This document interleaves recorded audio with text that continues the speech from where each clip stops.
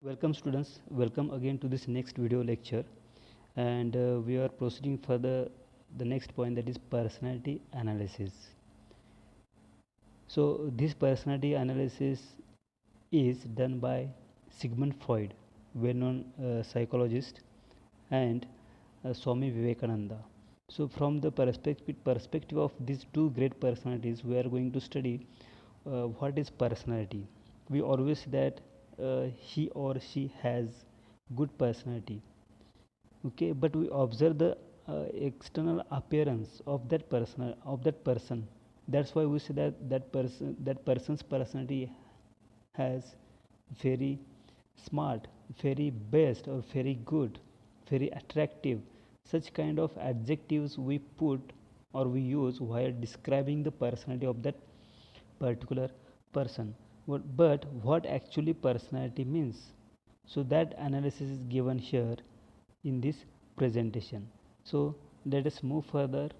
What is called here personality analysis. Before that, let us discuss, or let us have the clear idea about what is called here personality. So personality is determined by a number of factors. Those are genetics, heredity, and environment. So these three factors influence the personality, or these three factors play an important role in the personality. So personality is shaped not only by heredity but also by environment. Okay, heredity means genetically we brought the attributes. Someone say that from childhood, since from childhood he is very clever. Why we say that? Because heredity, according to the heredity, the genes he has got from his ancestors, because of that genes, that child may be very clever. Okay, and on the other hand, other childs may not be so much clever, but he may be very much clever. He can be clever like the previous child if he take efforts to be a clever child. And if he take the efforts means he will take efforts with the help of environment. That environment, if that suitable environment is provided to that child who is less clever, then that less clever child can also be a smart boy.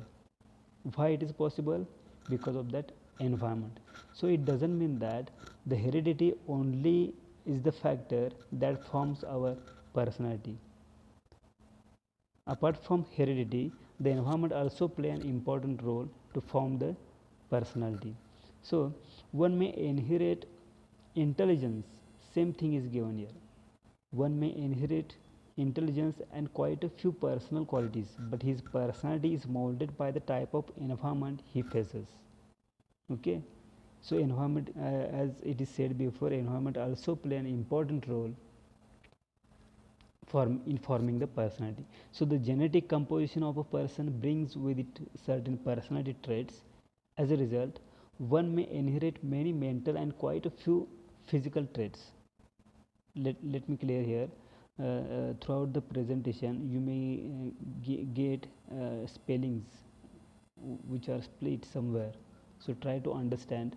I will clear there at that point. But that formatting of this particular PPT is not correct one. So try to understand. I will clear throughout the presentation. So one may inherit many mental and quite a few physical traits. Okay, it means that inheritance, your genetics, your heredity play an important role in forming the personality. Likewise, environment also play an important role in forming the personality. So environment also has a profound influence on the personality of a person. So how that profound influence we can see? So see here, one's personality can be shaped with proper care and attention right from the early stages of one's life.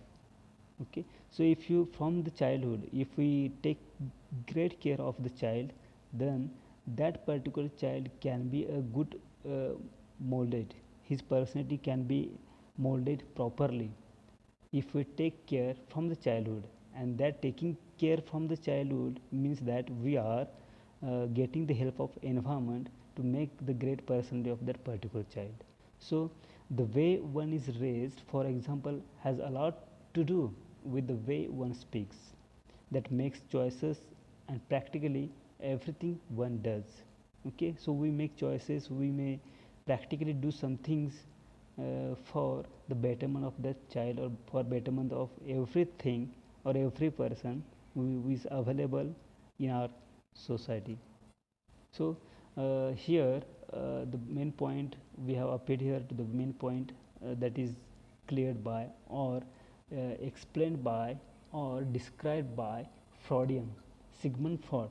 Sigmund Freud is the famous psychologist, and he has given the analysis of personality development.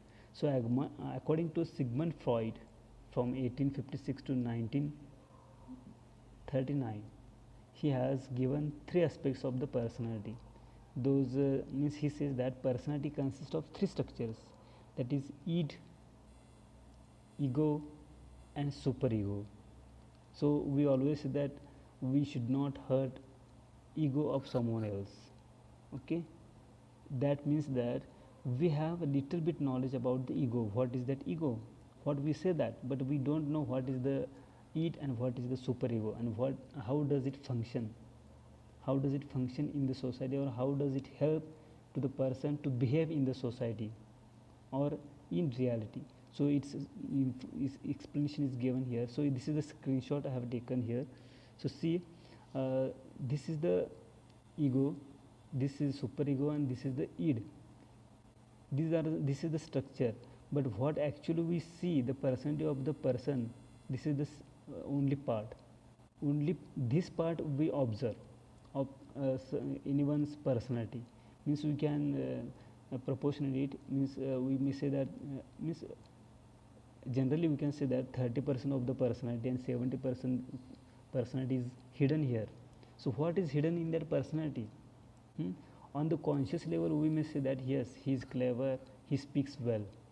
Okay, but can we not say that that person is looking honest, but he is very dishonest, he is liar?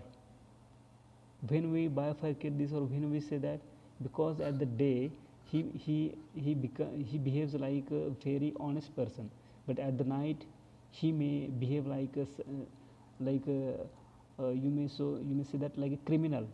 Why it happens? Because of the personality, because of that structure of that personality of the particular person. So the same thing is described here. Okay, so we have our personality has conscious level, pre-conscious level, and unconscious level. So on unconscious level our id and superego functions, and at pre-conscious level our ego functions,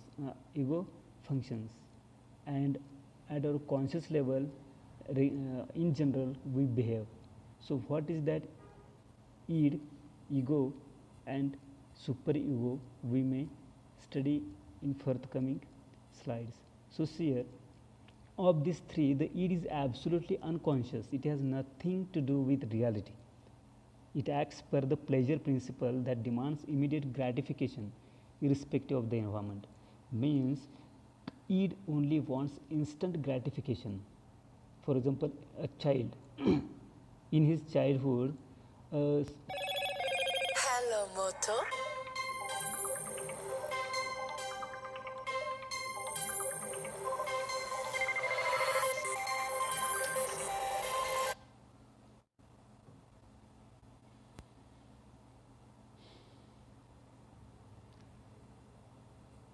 so see here, sorry for the disturbance.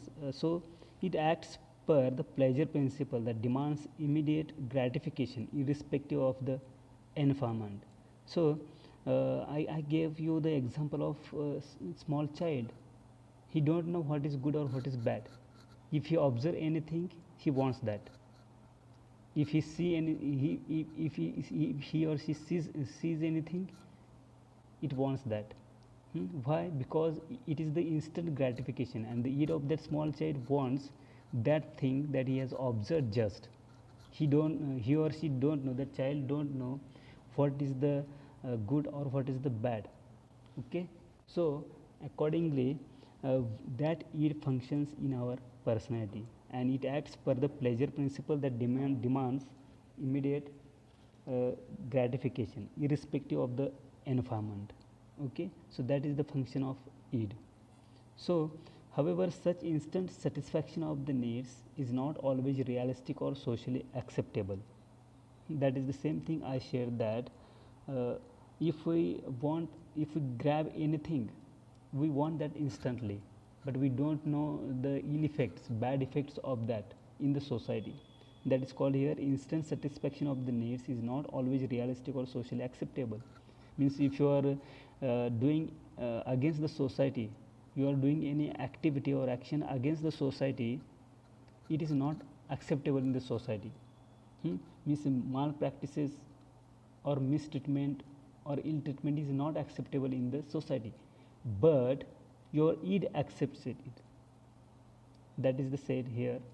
Example of it would be the instinct to grab a beautiful face. Two examples are given here. Suppose it would be the instinct to grab a beautiful piece of artistry from a museum to satisfy our own craving. Okay, that it wants that that it likes any artistry or any ornament in that museum. He wants that instantly, but anyhow he will theft that, he will theft or he will grab that, but it is not acceptable in the society. So another example could be to want to hit a person in public as a reaction to an abuse. Okay, another example is given here. You may want to hit a person in public as a reaction to an abuse. Means you are very angry and you want to abuse that person, you want to hit that person in a public. Instantly you will do that, but you won't know what will be the ill effects, bad effects or side effects of that action may happen in future. Okay, so here ego and superego instructs you that to hit that person in public is not a good practice. That ego will say you, or ego will protect you to hit that person. Again, in further, superego will say that you will not, it is not a good value, it is not a good human value to hit anyone in the public, in public. Okay, so these are the functions of ego and superego. It is given in further slides, we may discuss. So next is the ego, which is actively concerned with the reality principle.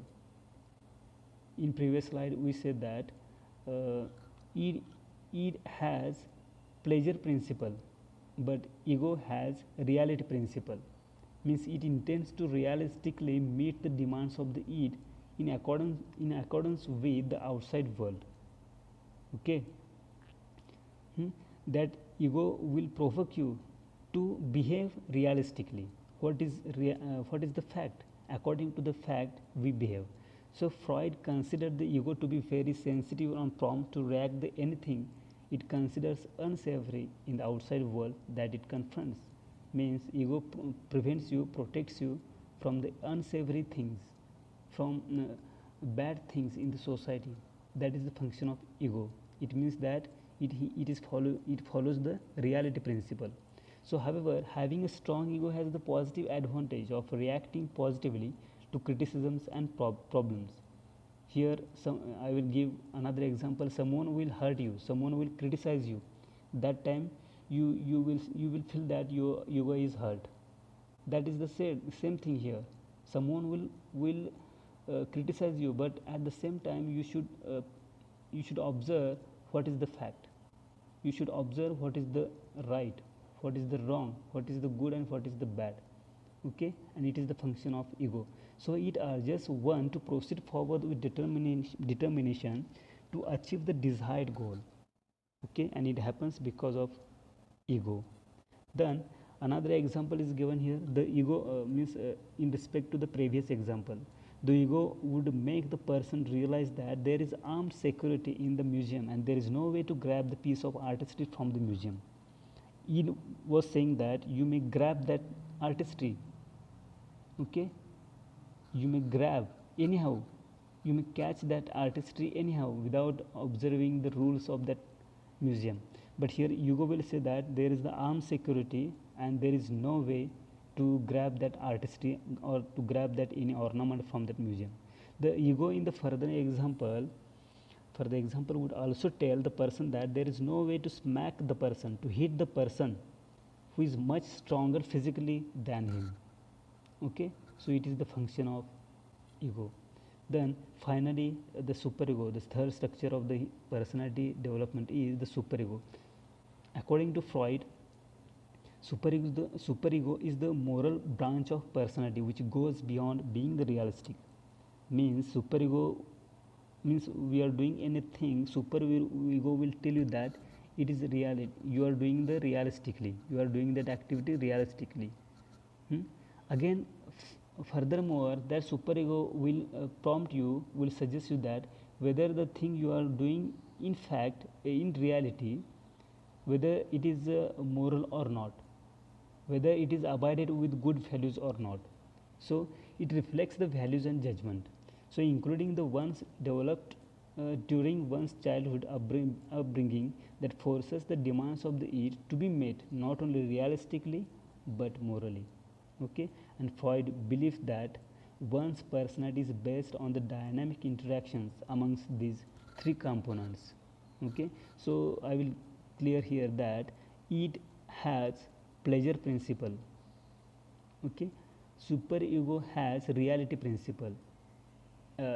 Ego has reality principle, sorry, and superego has moral principle, or we may say that superego is the moral branch of personality.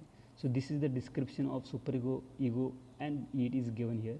Furthermore, Freud says that the superego would reflect and realize that the consequence of grabbing the piece of artistry from the museum or smacking a person in public would not only be constituted as a criminal offense but will be morally improper. Okay, same thing, same example is explained from the perspective of superego. Superego will say that it is not possible to smack the person, hit the person who is bigger than, stronger than you. It will be say this way, this will be prompted by ego, but superego will prompt that it is not a good thing. If you do that, it will be considered as a criminal offense. It will be considered as a morally improper action. So this activity is improper. Okay, this will be the prompted by superego. So the person may instead choose to look at other options to procure at low cost a replica of the same piece of art. Means id was saying that I want that artistry from the museum anyhow, but superego will say that it is not possible, it is improper thing. Okay, then you may get the satisfaction by getting the duplicate thing. You may get the other thing like that original artistry. You may get another object, you may purchase another object. It might have a low cost or low value. You may purchase it and you may satisfy your satisfaction, okay, or satisfy your need. So this is the saying of superego. So similarly, instead of stating a counterpoint that communicates strong displeasure may be more appropriate. Okay, so we just observe the personality development and its three structures, that is id, ego, and superego, and whole information or classification is given by Sigmund Freud. So next is the concept of personality development, which is explained by Swami Vivekananda.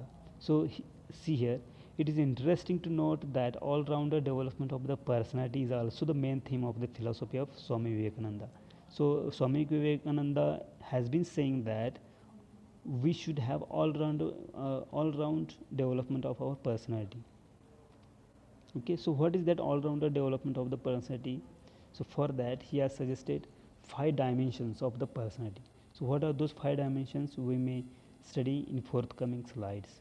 So see here, according to the Vedantic concept advocated by Swami Vivekananda, all-rounder harmonious development of personality is possible if proper attention is given to the 5 dimensions that are involved in forming and developing the human personality.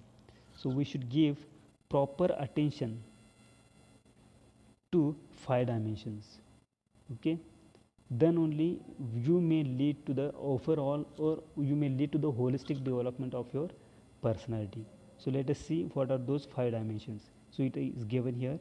First is the physical self, second is the energy self, third is intellectual self, fourth is the mental self, and fifth is blissful self.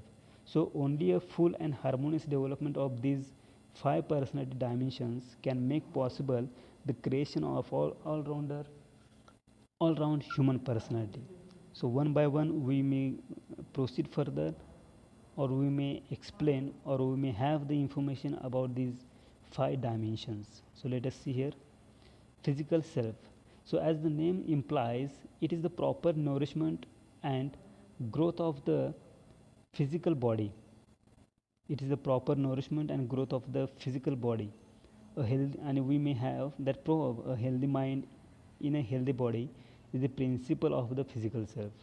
So Vivekananda suggests that bodybuilding and proper exercise boost not only one's physical strength but also the moral strength. And he further says that it would be better to play football than to read the Gita, indicates how strongly he felt about one's physical self.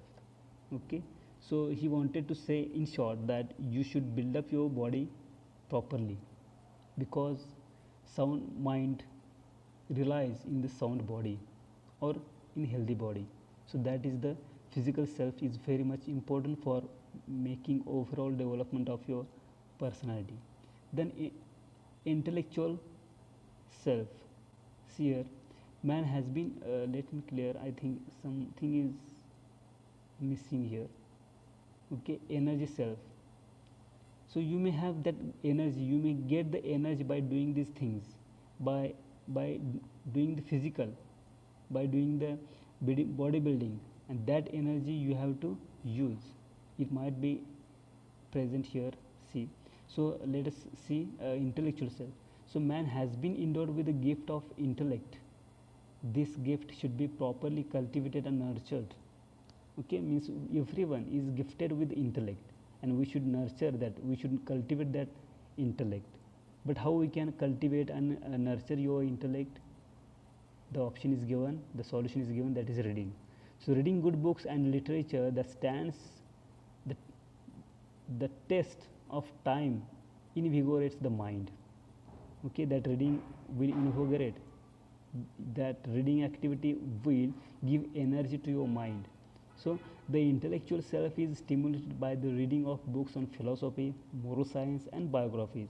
As Swami Vivekananda says, fill the mind with high thoughts, highest ideals, place them day and night before you, and out of that will come great work.